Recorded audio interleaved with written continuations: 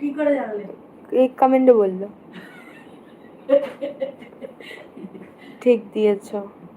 হ্যাঁ গো, বলছে আমার জন্য বাড়ি ছাড়া হয়েছে। আমি বললাম যে কর্মের ফল, আমি তো আর কেস কাচারি করতে যাইনি, আর আমি ঝামেলাও করতে যাইনি, আমার পোষ হয়নি ওর সাথে থাকা, অ্যাডজাস্টমেন্ট হয়নি, আমি বাড়ি চলে এসেছি। তারপর বাকিটা হয়েছে ওদের ফ্যামিলির সাথে ঠিকঠাকও হয়ে গেছে, যা হওয়ার হয়েছে জানি না। আমি ওর ফ্যামিলির সাথে কোনো ফ্যামিলির সাথেই আমি কথা বলি না। বলেছিলাম যে ওর মাসিমণি ওদের সাথে কথা বলবো, বাট আমি আর বলি না।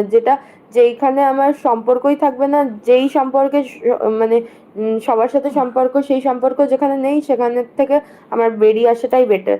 তো আমি মনে করেছি আমি তার ফ্যামিলির সাথে কারোর সাথেই কথা বলবো না, কারোর সাথেই যোগাযোগ রাখবো না। আমি মাকেও রাখতে দিইনি, 2 দিন আগে আমি আনফলো করিয়েছি।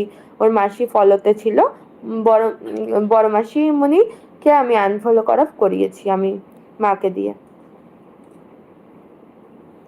একদম রাইট, সব তো দেখেছি, জানি। আর যারা বলছো যে আমার জন্য, তাহলে বলি, আমার লাইভগুলো হয়তো দেখোনি, ওই বাড়িতে বসে বসে যেই লাইভগুলো করেছিলাম, যে কান মরার মতো কাঁদছিলাম আমি, অসহায়ের মতো কাঁদছিলাম আমি, সেই সময় কেউ আমার সাপোর্ট করেনি। তখন বাড়ি থেকে কিন্তু এরাই গেছিল আমাকে আনতে।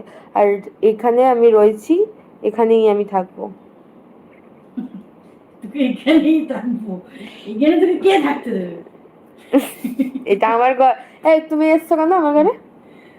একটু তোর এসে হাওয়া খেতে এসছি। তোমার শীত